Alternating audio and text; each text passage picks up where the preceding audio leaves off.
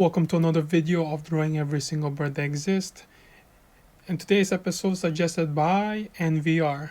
And if you'd like to suggest the next bird, comment down below or on the right hand side.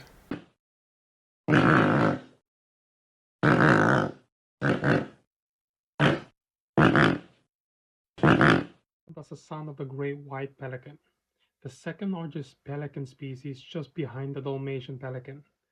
It belongs to the Pelecanidae family, characterized by their massive bills and specialized throats. They are also closely related to families like the herons, spoonbills, hammerkops, and shoebills. With an impressive wingspan of 226 to 360 centimeters and weighing of 5.4 to 15 kilograms and a body length of 140 to 180 centimeters, these birds are true giants of the sky. Yet, despite their size, they are incredibly capable flyers, perfectly adapted, perfectly adapted for long distance travels and life on the water. Their strong, fully webbed feet, powerful wings, even allow to take off directly from the water surface. Adding to that, great white pelicans are migratory birds traveling vast distances to avoid the cold and harsh conditions. They rely heavily on thermal air currents to glide efficiently, which is why they tend to avoid the long sea crossings.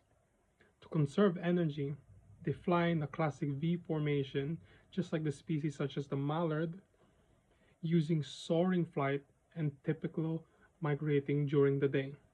Population from the Eastern Europe migrate through the Balkans and the Middle East before reaching Africa. Meanwhile, birds from the Central Asia head towards Iran and Iraq, but some continuing into Pakistan and India.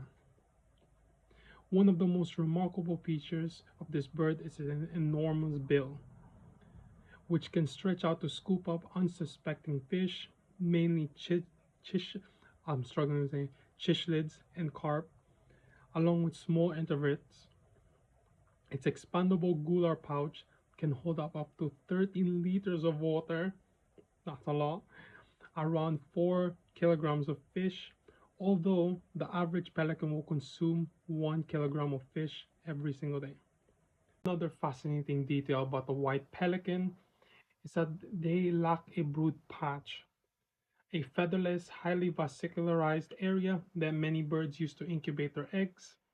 Instead, they use their web feet to help regulate the temperature of their eggs during incubation.